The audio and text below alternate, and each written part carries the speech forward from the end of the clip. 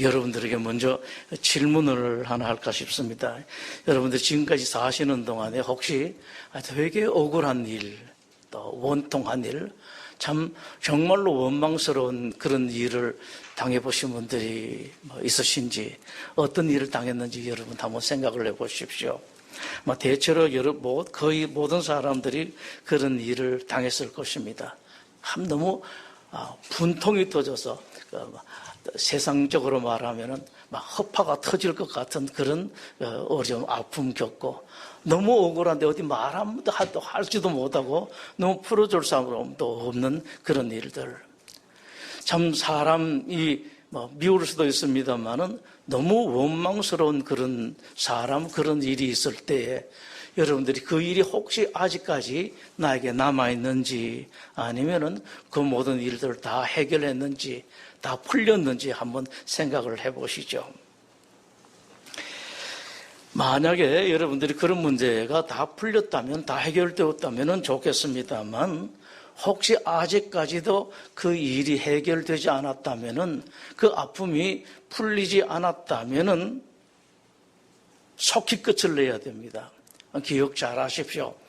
대체로 사람들은 이걸 잘 알지를 못합니다만, 그것들이 남아있으면은요, 내 마음속에 이렇게 생각하시면 돼요.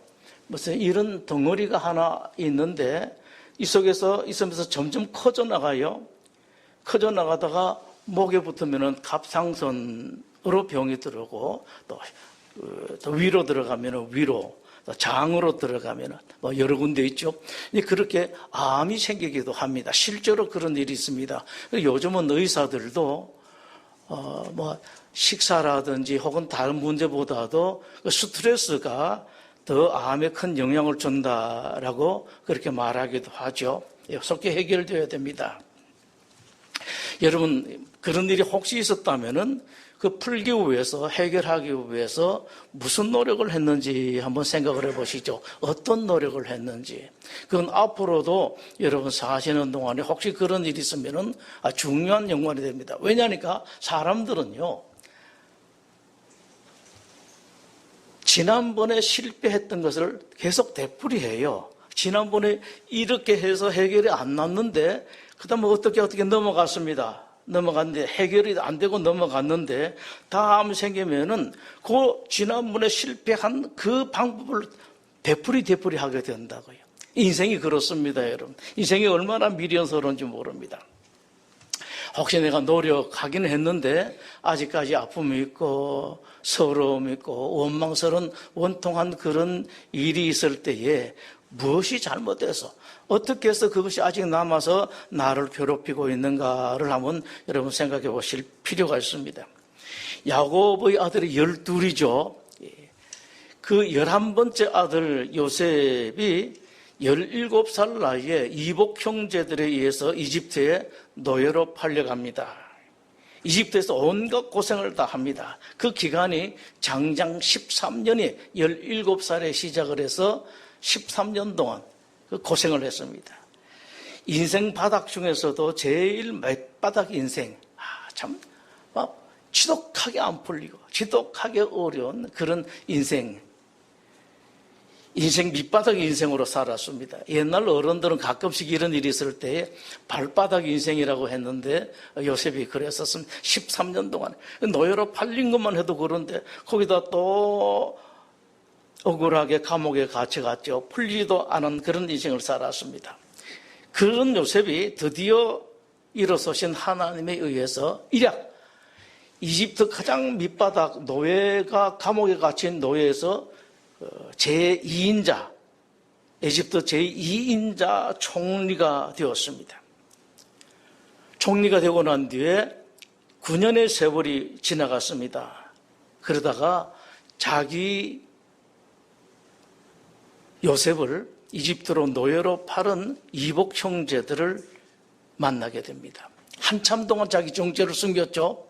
숨기고 하다가 끝내 자기 정체를 끝까지 숨기지를 못하고 밝히고, 그리고 통곡을 합니다.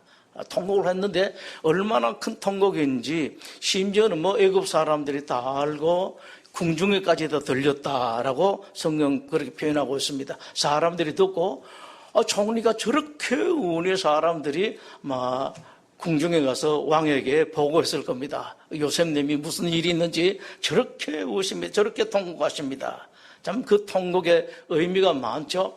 아마 여러분 가운데 이런 일이 있으면은 울고 싶어도 제대로 못 우신 분들 계실 거예요. 어떻게 내 인생이 이랬나? 어떻게 내가 그런 일을 당할 수가 있나? 통곡을 해도 사실 통곡하면 하는 게 좋은데 안 하면 그것도 병이 돼요. 울 때 울어야 되는, 정한되면 화장실에 가서라도 울어야 됩니다. 통곡을 마친 요셉이 자기를 노예로 판 형들에게 그야말로 인생 최고의 명언을 합니다. 그것이 오늘 5절에 있는 말씀입니다. 당신들이 나를 이곳에 팔았다고 해서 근심하지 마소서, 한탄하지 마소서. 하나님이 생명을 구원하시려고 나를 당신들보다 먼저 보내셨나이다. 여러분, 아주 대단한 명언입니다. 여러분 인생 사시면서 이런 명언들 하나씩 좀 남겨놓으면 좋을 겁니다. 자식들에게. 제가 가끔씩, 요즘은 안 그러는데 아버지가 돌아가시면은 자식들에게 장례식장에서 묻기도 했습니다. 아빠한테 대해서 아주 특별히 기억나는 건 뭐 있나 라고 하면은 대답 잘 못해요. 거의 못하고 좋은 추억이 뭐 있나 그래도 이야기를 잘 못하더라고요. 우리나라는 토론 문화가 안 돼서 아마 그랬던 것 같습니다. 장례식장에 가서 특별히 이제 장례식장에 가면은 따로 예배 드리는 그런 이제 방에서 모여서 예배 드릴 때에 이런 것을 제가 가끔씩 묻는데 잘 대답하지를 못해요. 여러분들이 하나 좋은 말, 그리고 찬송 중에서도 혹시 나중에 자식들이 나를 기릴 때에 아버님이 어떤 찬송을 좋아하셨는가 제가 묻는데 이것도 잘 모르는 사람들 많아요. 그래서 여러분 아직 안 정해졌으면은 하나 만들어가지고 자식들하고 같이 했다가 자식 생각나면은, 예를 들어 손자가 생각나면은 할아버지 453장 해야지 늘 그렇게 하도록 기억하도록 하나 하는 게 좋아요. 말씀도 그렇고 성경 말씀도 그렇고 또 인생 말씀도 그렇고 찬송도 그렇고 그렇게 하나씩 해놓는 게 좋습니다. 요셉이 참 명언을 했죠. 당신네들이 나를 노예로 팔아먹었지만은, 그러나 당신들이 판 것이 아니라 하나님께서 나를 보내셨다, 파송했다라고 말씀합니다. 이 일을 통해서 하나님께서 여러분들에게 던지는 질문이 있습니다. 억울하고 원통하고 원망스러운 일이 있을 때 어떻게 하면은 그것을 극복할 수가 있는가? 다시 기억하십시오. 조금 전에 말씀드린 것처럼 이거 극복하지 못하면은, 해결하지 못하면은 여러 가지 문제를 만들어내요. 그야말로 미국말로 트러블을 만들어냅니다. 몸에도 트러블을, 마음에도 트러블을 만들어내고 인생에도 트러블을 만들어내요. 그것 때문에 하늘 위로 올라갈 사람이 발에 줄을 하나 달아놓은 것처럼 올라가지 못하는 사람들이 많습니다. 그게 걸려있으면 그렇게 돼요. 어떻게 하면은 그런 억울함, 원통, 원망스러운 일들을 극복할 수가 있는가? 요셉을 봅니다. 아픈 상처가 있었죠. 형들에게 갔는데 어떻게 갔습니까? 아버지가 형들에게 밥 갖다 주러 가랬거든. 형들이 저 멀리 있는데 가서 밥 좀 갖다 줘. 11번째 아마 10형제들이 나갔던가 봅니다. 그래서 어디 한 곳에 갔죠. 가서 형들 거기 있다고 그래서 갔는데 없었습니다. 그러면 요셉이 돌아오면 되는데 또 형들을 아껴서 형들이 뭘 좀 먹어야지 해서 또 끝까지 찾아갔습니다. 그렇게 생각했죠. 형들을 얼마나 좋아했는지 안 좋아했는지는 모르겠습니다만은 형들이 장소를 옮겼는데 안 돌아오고 끝까지 찾아갔다고요. 찾아가가지고 음식을 갖다 주겠습니다. 그 동생을 노예로 팔았습니다. 맨 처음에는 구덩이 속에 집어넣었죠. 마른 구덩이 속에 못 올라오게 동생을 집어넣었습니다. 17살이니까 웬만하면 올라올 수가 있었는데 아마 깊은 구덩이 같아요. 처음엔 장난으로 생각했겠죠. 형들 그러지 말라고 막 한참 가도 않겠죠. 막 밑에서 소리쳤을 겁니다. 형들 하고 했을 텐데 형들이 안 꺼내줬죠. 얼마나 여러분 안타깝게 그랬겠습니까? 장난인 줄 알았는데 장난이 아니거든요. 나중에 이제 대상들이 지나갑니다. 그랬더니 형들이 대상들하고 흥정을 하죠. 여기 하나 쓸만한 놈 하나가 있는데 이거 얼마 주시겠습니까? 흥정을 합니다. 그래서 예를 들어서 100만 원, 200만 원 하다가 20, 아니 200만 원 정도 저거 이제 팔아버립니다. 그 밑에 있을 때 그 흥정하는 소리를 듣고 심장이 어떻겠습니까, 여러분? 이 성경 보실 때에 가끔씩은 그 속에 여러분 쑥 한번 들어가 보시면은 성경 말씀이 잔뜩 나한테 들어와요. 그 구덩이 밑에 있다가 위에서 형들이 얼마 줄랍니까? 100만 원 주겠다. 아니면 150만 원 주십시오. 180만 원 주십시오. 하다가 그리고 결국은 은수물에 낙착이 되었죠. 그때에 이제 실감이 가죠. 정말 팔리는구나. 내가 노예가 되는구나. 이제 구덩이 속에서 나옵니다. 이제 끌려갈 때 그 광경을 여러분 한번 생각해 보시면은 옛날에 우리나라 그 여행가의 대중가요에 그런 거 있죠. 한마는 미아리 고개 끌려가고 뒤돌아보고 또 돌아보고. 그게 저는 이거 보면은 늘 그 생각이 나요. 그 요셉 17살 아이가 끌려가는데 형들은 저기 있습니다. 끌려가는데 돌아보면서 형들을 얼마나 안타깝게 불렀겠습니까? 애원합니다. 형들 이러지 말라고. 아빠가 얼마나 상심하겠니? 형들 이러지 말라고 했을 때에 그냥 돌아보지도 않았습니다. 그렇게 끌려갔다고요. 이집트에서 노예가 되었습니다. 노예살이를 하다가 어쩌다가 살만 했는데 이번에는 보디발의 아내 때문에 또 감옥에 들어갔습니다. 그 시간이 13년이에요. 30살 됐는데 아무것도 모르는 어린 나이 빼면은 거의 13. 그 요셉이 생각이 있는 동안에는 노예살이, 감옥살이를 했다고요. 얼마나 원망스럽겠습니까? 만약에 그 요셉이 무엇으로 보상받으려고 했다면은, 무엇으로 그 원통함을, 원망스러운 것을 갚으려고 했다면은 뭘로 하면 가능하겠습니까? 오늘 여러분들이 포인트를 이렇게 잘 잡으셔야 됩니다. 무엇으로 이게 가능하겠습니까? 그 원통함, 속상함을. 원망합니다. 이렇게 원망하고 저렇게 원망하고 했을 때에 그럴 가능성이 있겠습니까, 여러분? 그 중에 10명 중에서 유다가 그랬을까, 루벤이 그랬을까, 안 그러면은 또 레위가 그랬을까 생각하다가 그런 생각하면은 얼마나 가슴 터지겠습니까?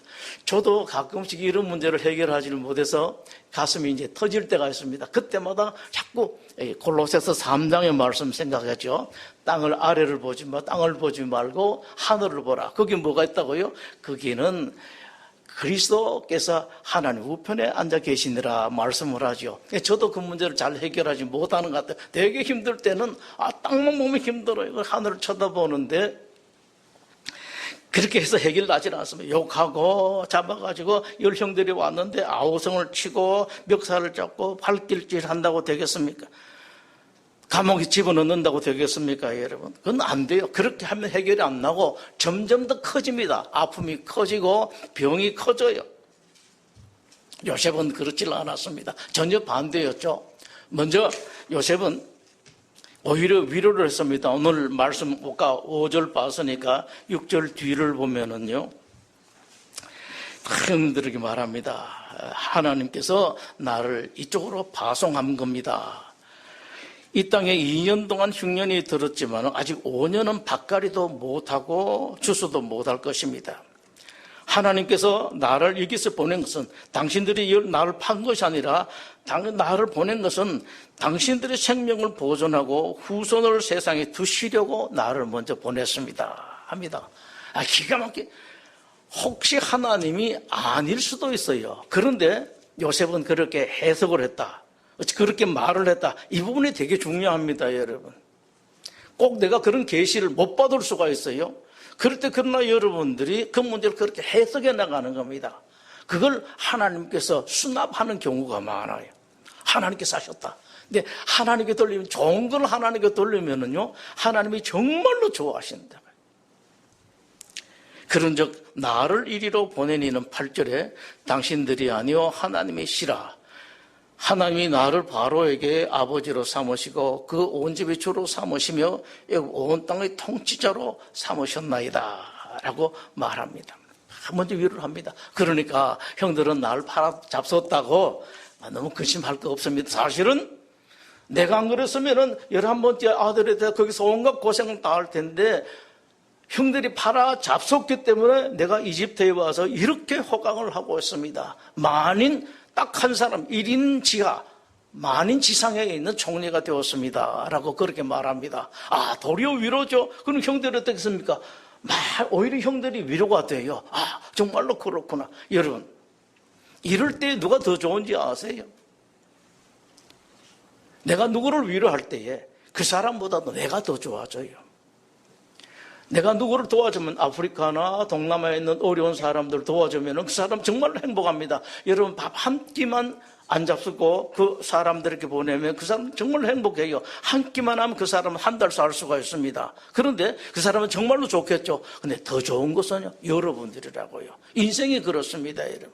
젊은이들 주례할 때마다 제가 이야기를 하는데 자네들보다도 처가의 어른들, 시댁의 어른들 먼저 생각해라. 그러면은 며느리 때문에 시댁의 어른들이 행복하고 사위 때문에 처가 어른들이 행복합니다. 여러분, 그런데 처가 어른들보다도 시댁 어른들보다 더 행복한 게 그 며느리고 그 아들입니다. 요즘 참 이 며느리들한테 이런 말하기가 참 쉽지가 않습니다만은 하나님의 종들은 이 말을 해야 돼요. 젊은이들이 안 좋아한다고 그 말 못한 이건 아닙니다. 며느리들이 시어머니, 시아버지를 다 섬기고 이렇게 할 때에 참 좋습니다. 아, 저 세상에 다 우리 며느리는 또 뭐 이렇게 저렇게 하는데 진짜 우리 며느리는 좋다. 참 내가 복 받았다. 이렇게 하면은 그 시어머니, 시아버지보다도 내가 더 행복하다고요. 요셉이 그랬었습니다. 아, 형, 그거 아닙니다. 그냥 말로, 이거 걱정하십시오. 나 다 잊어버렸으면 정도가 아니라 구체적으로 말하지 않습니까? 그죠? 형님들이 나를 팔아 잡섰기 때문에 내가 총리가 된 것입니다. 그러면서 지난번에는 이미 몇 번 있었습니다. 형들 먹을 걸 많이 준비해주고 음식도 준비하고 돈도 안 받는다고 자루 속에 다시 집어넣어주고 그렇게 했습니다. 이번에는요, 이제 가죠. 아버지 모시러 갈 때에 성경에 나옵니다. 오늘 읽지는 않았습니다만 길 양식까지 드렸다라고 말합니다. 가는 동안에 먹을 음식을 충분히 그 집에 가서 가나안에 가서 먹을 것은 물론이고 가는 동안에도 여러 수날이 걸리기 때문에 가는 동안 먹을 음식도 다 챙겨줍니다. 이렇게 했었습니다. 길 양식을 줬다. 심지어는 아주 세세한 것까지 챙겨줍니다. 24절 한번 보실까요? 24절에 보면은 돌려보냅니다. 형들을 돌려보내며 그들에게 이르되 당신들은 길에서 다투지 말라 하였더라라고 말씀합니다. 뭘로 다투겠습니까, 여러분? 열 형제들이 돌아가는데 뭘로 다투겠습니까? 틀림없이 이런 일이 있어요. 그때 내가 저 팔아먹지 말자고 그랬지 않느냐 하는 사람이 틀림없이 나와요. 틀림없이 나옵니다. 그러면서 서로 싸우게 되죠. 막 싸우게 되고 이것 때문에 이래 저렇게 그렇게 하지 마시라. 그게 당신네들이 한 게 아니라 전부 다 하나님께서 하신 거기 때문에 길에서 다투지 마십시오라고 이렇게 세세하게 이야기를 합니다. 좀 자상하죠. 여러분, 사람들 챙기고 배려할 때에 자상하게 그냥 폼만 모양만 내지 말고 내가 애꼈다 뭘 했다. 누구를 위해서 기도할 때도 마찬가지입니다. 모양만 내고 기도했다라고 내가 자랑하려고 아니라 정말로 그분을 위해서 가슴 찌릿하게 위해서 기도하는 것. 이게 남아요. 그리고 이것이 능력이 있다고요. 그리고 이런 기도하는 사람은요, 자기가 복을 받습니다. 그런 사람은 자기에게 어떤 일이 있을 때 굳이 하나님께 하나님 내가 지금까지 이 사람들을 위해서 이렇게 기도하고 저 사람을 위해서 저렇게 기도했는데 나한테 이런 문제가 생겼구나. 자, 안 그렇습니다. 할 필요가 없어요. 하나님께 다 챙겨주신다고요. 이 하나님 바로 우리 하나님이시라고요. 우리 하나님은 죽은 하나님이 아니고 살아있는 하나님이시라고요. 요셉이 그 아픔을 극복할 수 있던 것은 바로 이겁니다. 사죄 받으려고, 사과 받으려고, 보복하려고 한 것이 아니라 용서하고 이해하고 도리어 베풀었습니다. 형들은 생각도 하지 못했었어요. 그럴 때 다 말하지 않습니까? 형들 그런 게 아닙니다. 여러분, 행복도 마찬가지입니다. 많이 벌고, 많이 받고, 많이 모으고, 많이 소유한 데서 하는 것이 아니라 내가 베푸는 데서 행복이 나온다고요. 내가 나누는 데서 행복이 납니다. 다른 사람들을 이해하는 데서 행복이 나. 행복이 여기 있습니다, 여러분. 우리 기독교 하나님 대단한 하나님이죠. 이런 사람들에게 하나님께서 행복을 주시고 평화를 주신다고요. 예수님께서 그 말씀을 하셨습니다. 사도행전 20장 35절에 주는 것이 받는 것보다 복이 있다라고 말씀합니다. 무슨 복입니까? 뭐 받는다? 아니, 행복을 말씀합니다. 훨씬 행복하다. 주는 사람들이 행복하다라고 말씀을 하십니다. 용서를 주고 이해를 주고 실제로 물건을 주고 물질을 주고 하는 사람들이 더 행복하다. 받는 것보다 훨씬 더 행복하다고 말씀합니다. 첫 번째, 하나님께서 여러분들에게 던지신 질문이 그런 아픔과 고통이 있을 때 어떻게 하면 그것을 극복하고 넘어갈 수가 있는가? 두 번째, 하나 더 질문을 주십니다. 어떤 사람이 진짜 어른인가? 어떻습니까, 여러분? 이 자리에 계신 연세 드신 분들도 있고 덜 드신 분들도 계시는데 어떤 사람이 진짜 어른입니까?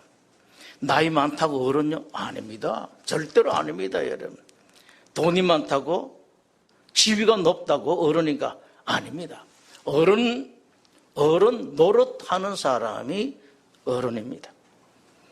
나이가 많든 적든 간에, 높은 데 있든지 낮은 데 있든지 간에, 대통령이든 청소부이든 사장이든 수이든 간에 어른 노릇하는 사람이 어른입니다. 예수님께서 그 모범을 보이시죠. 마지막 죽어갈 때에 자기를 십자가에 못 박혀 죽인 그 일하는 그 병사들을 향해서 예수님께서 말씀하신 기억하시죠, 여러분? 하나님, 저들의 죄를 용서해 주십시오. 저 사람은 지금 자기네들이 뭘 하는지 모릅니다. 이거 병사들은 알겠습니까? 하나님과 예수님만 알아요. 이 말을 들은 예수님의 제자들만 알죠. 그렇게 고통스럽게 십자가 형벌, 그건요, 보통 사람들은 십자가 형벌을 주지를 않았습니다. 너무 고통스러웠기 때문에. 그 십자가 형벌을 당해서 죽어가면서도 예수님이 그렇게 했습니다. 또 예수님은 닮아서 그렇게 한 사람이 있었죠. 누구죠? 스데반이 그랬죠. 돌멩이 맞아서 그냥 죽은 게 아니에요. 사람들이 돌멩이를 던지는데 하나님은 못 오겠으니까 그건 돌팔매질 당해서 죽는 형벌입니다. 돌멩이 던져서 그 터지는데 그냥 안 죽잖아요. 온몸이 깨져서 죽었습니다. 돌멩이 맞아서 죽었을 정도 되면은 대단하게 많이 맞았습니다. 그런 때 뭐라고 합니까? 스데반도 그러지 않습니까? 예수님 따라서 다 그렇게 말합니다. 주여, 이 죄를 저들에게 돌리지 마옵소서. 이거야말로 하나님과 스데반과 둘이, 기록한 사람이 있으니까 누가 듣긴 들었을 거예요. 이렇게 했습니다. 이런 사람들이 어른이라고요. 나이가 많다고 당연히 어른이 아니고, 높은 지위에 있다고 어른이 아니고, 대단한 지식과 경험이 있다고 어른이 아닙니다. 평화를 만드는 사람, 더 베푸는 사람, 먼저 양보하는 사람, 먼저 내가 낮아지는 사람이 더 큰 어른이라고요. 부디 여러분, 어른 되십시오. 어른 되시면 여러분 주변에 있는 사람은 행복하고 그보다도 여러분들이 먼저 행복합니다. 이해하지 못하는 아버지를 있는 그대로 받아들이는 아들. 이제 아버지들이요, 나이가 들어가면은 점점 더 못난 아버지가 돼 갑니다. 저도 이미 그 나이니까 자신있게 말씀드려요. 자꾸 생각해봐도 하늘이 자꾸 못났어요. 꾀죄죄 하고 말하는 것도 보면은 그렇습니다. 그 아버지를 자식이 받아서 그냥 받아주는 겁니다. 이제 아버지 연세 드셨구나. 예, 아버지가 말씀하셨습니까? 알았습니다. 예. 아빠 보고 뭐 말하는 게 아니라 가르치려고 하는 게 아니라, 그렇습니까, 아버님? 얼마나 좋습니까, 여러분? 이런 사람이 아버지보다도 아들이 더 어른이라고요. 며느리들은 마찬가지입니다. 그 뭐 시어머니 보면은 나이가 들어가면 다 그렇고 또 시어머니는 누구든지 다 그래요. 자기 아들 빼앗긴 것처럼. 그러니까 엄마는 특히 아들을 좋아하거든요. 되게 좋아하는데 이 시어머니가 아들 뺏긴 마음을 못 감춰요. 세상에 못 감추는데 그런데 그렇게 또 시어머니한테 다 이해하고 아이고 예 그러시죠 예 아유 저 김서방이 요즘 뭐 연락 잘 안 드리 죄송합니다. 김서방이 못나서 간 대로 제가 자주 이야기를 해야 되는데 안 해서 그렇습니다. 누가 어른입니까? 시어머니보다도 그 며느리가 어른이라고요. 양보할 뜻이 전혀 없는 남편에게 남자들이 그렇죠. 남자들도 한 60 전까지는 고집이 좀 있는 것 같아요. 아직 어려서 그래요. 남자들이 아직 고집 있는 사람들 어려서 아들에게 이기는 아빠가 아직 어려서 그래. 철이 없어서 그래요. 아내한테 앉는 남편들이 철이 없어서 그렇습니다. 한 60 환갑쯤 넘어가면은 서서히 지기 시작하는데요. 그런 남편에게서 넉넉한 마음으로 이해하고 받아들여주는 아내. 참, 그 앞만 봐도 참 그렇죠. 제가 사실 이야기, 이것도 주례할 때마다 그 이야기를 합니다. 참, 남자들이 그런데 이걸 넉넉하게 받아주고, 그래도 철들 때가 있다고. 지난주에 말씀드린 것처럼 다윗이 그랬잖아요. 그렇게 철이 없는 소리를 합니까? 저기 베들레헴 옆에 있는 그 우물, 물 좀 누가 길어줬으면 좋겠다. 이 철 없는 소리를 했다고요. 그런데 이스라엘 장군들 중에서 아무도 그 다윗을 타다는 사람이 없었다고요. 알았습니다. 세 사람이 쫓아가가지고 물 길어옵니다. 아마 힘들었을 거예요. 성경에는 단순하게 물 길어왔다라고 되어 있는데 적진 속에 들어가서 물 길어오려는 그게 뭐 쉬운 일이겠습니까? 아마 화살도 몇 대 맞았을 거예요. 그때서야 다윗이 정신 차리잖아요. 내가 이미 졌지 세상에. 그 베들레헴에 있는 우물물을 마시겠다고 내 병사들을 죽일 뻔했잖아. 내 장군들을 죽일 뻔했잖아. 그 다윗보다도요 더 큰 어른이 그 세 장군들이라고요. 아이고 이제 우리 대장군도 이제 완전히 이제 뭐 치매가 걸렸구만 노망이 걸렸군 하나하고 쫓아갑니다. 언젠가는 정신 차리겠죠. 이겁니다 여러분. 이런 사람이 어른이라고요. 자, 우리 마지막 남은 숙제가 있습니다. 어떻게 하면 우리가 이런 어른이 될 수가 있는가? 이런 그릇 가진 사람이 될 수가 있는가? 도무지 다른 사람을 봤을 때 양보하지 못할 것 같은데도 불구하고 평화를 위해서 그 사람을 마음 편하게 만들어주기 위해서 양보할 수 있는 그런 어른이 될 수가 있는가? 먼저는 여러분들이 아실 것이 있습니다. 본래부터 이렇게 할 만큼 통 큰 가슴 가진 사람은 거의 없습니다. 뭐 조금은 양보를 하죠. 조금 하는데 이렇게 큰 가슴 가진 사람은 없습니다. 그래서 여러분들은 나는 본래부터 태어날 때부터 그런 가슴을 못 가졌다. 절대로 그 핑계대고 변명하시면 안 돼요. 본래 그런 만한 사람이 없습니다. 그것은 내가 죽을 만큼 힘들고 고통스러웠던 그 일을 한 것이 저 사람이 아니라 저 사람들이 아니라 하나님께서 하셨다는 이 요셉을 보고 배우는 겁니다. 하나님께서 하셨다. 내가 억울한 일 당했습니다. 근데 저 사람이 나를 억울하게 한 것이 아니라 하나님께서 하셨다. 이걸 빨리 배우는 겁니다.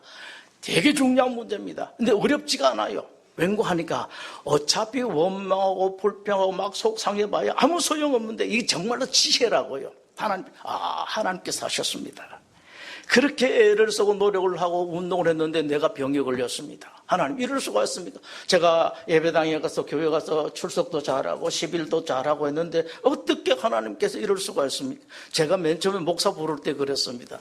하나님께 저를 네가 목사라고 부르시는데 그건 하나님 명령이거든요. 제가 한 열흘 동안에 예배당에 가가지고 퇴근한 뒤에 예배당에 가가지고 그때는 뭐 눈물도 많이 나더라고요. 제가 한참 세상에서 좋을 때에 거의 말하는 기업의 꽃이라고 하는 그런 때 좋은 때인데 그래서 제가 하나님한테 그랬습니다. 하나님 제가 지금까지 주일을 빼먹었습니까? 제가 11절을 안 했습니까? 봉사를 안 했습니까? 저는 찬양대 할 때에 찬양대 일부 예배가 7시 하면은 보통 4시에 교회 나갔다고 예배당에 가가지고 찬양 대원들 옷을 큰 데로 작은 데로 다 이렇게 갈라놓고 여러 찬양 대원들이 쓰기 때문에 소자, 중자, 대자, 남녀군 해가지고 하고 찬양 대장하고 자고 서서 이제 찬양 대원들이 오면은 서서 인사하고 그렇게 했다고. 봉사 안 했습니까? 하나님 저를 차라리 그냥 집사로 이대로 내버려 두는 것이 하나님께서 훨씬 더 이익일 텐데 뭐하라고 목사로 세우실러? 안 그래도 목사가 많고 목사가 남아 돌고 무인 목사들도 많이 있다 하는데 왜 그랬습니까? 그랬었습니다. 하나님께서 이제 그렇게 하셨다. 그 모든 일들을 하나님께서 원망도 참 많이 했었습니다. 전부 다 하나님께 무슨 뜻이 있는지 몰라도 왜 그런지 모르겠어요. 왜 물론 지금도 그 문제는 해결이 안 납니다.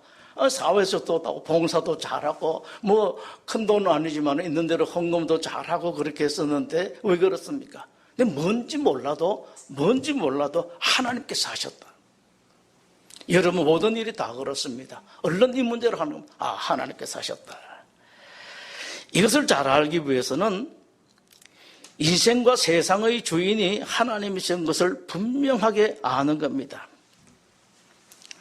요셉은 늘 그랬었습니다. 세상의 주인은 하나님이다. 그리고 요셉 속에 늘 하나님이 있었어요. 맨 처음에 보디발 아내 한번 생각해 볼까요? 이게 요셉이 잘났나 봐요. 보디발 아내가 뭐 좀 사귀자고 잘 지내자고 막 그럽니다. 그렇게 했을 때 요셉이 한 말은 여러분 잘 기억하십시오.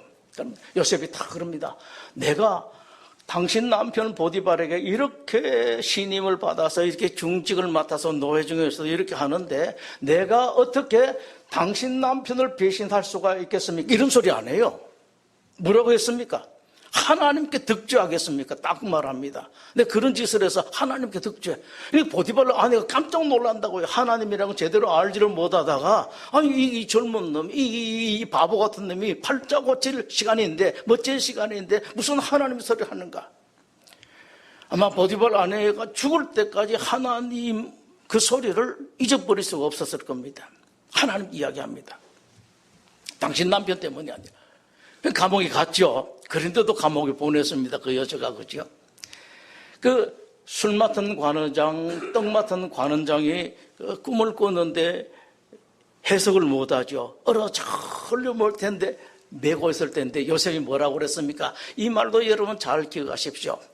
우리 같으면은, 제가 그래도 가끔씩 꿈을 해석을 잘 합니다. 라고 해서 자기를 올릴 수가 있는데, 그렇게도 안 합니다. 이것도 잘 기억하십시오. 꿈의 해석은 어디에 있다고요? 하나님께 있지 않습니까? 라고 합니다. 그 두 사람 장관이 깜짝 놀랐을 겁니다. 그러니까 요셉 속에는 그저 하나님만 있는 거예요. 하나님만. 그 다음 나중에 바로에게 이집트 왕에게 불려갔죠. 불려가서 이 이집트 왕은 마치 유혹하듯이 한다고요. 내가 듣자 하니까 너는 꿈을 해석 잘한다 하더라 라고 하니까 요셉이 하는 말 한번 들어보십시오. 내가 아니라 하나님께서 바로에게 형통한 대답을 하실 것입니다. 다 그렇게 한다고요. 이게요 그냥 내가 하려고 작정해서는 그게 안 나와요. 요셉 속에 전체 다 하나님을 가둬놓고 나니까 손만 대면 하나님 소리가 나오는 겁니다. 이거 한번 해보십시오. 여러분 그렇게 힘들 것도 없어요. 옛날에 예배당에 가면은 저 어른들이 그랬습니다. 옛날에 어른들 해보 제가 지금 생각하기에는 아마 한 30대 40대 그 여자 집사님이었을 때 대단하더라고요. 하면은 저 서울에 올라와서 지방에서 가끔 내려가면 방학 때 내려가면 손을 꼭 잡고 감사합니다. 근데 저 집사님이 뭘 감사하더냐? 내가 알지를 못했습니다. 잡으면 군대 갔다 오면 다 1,000원짜리 하나요.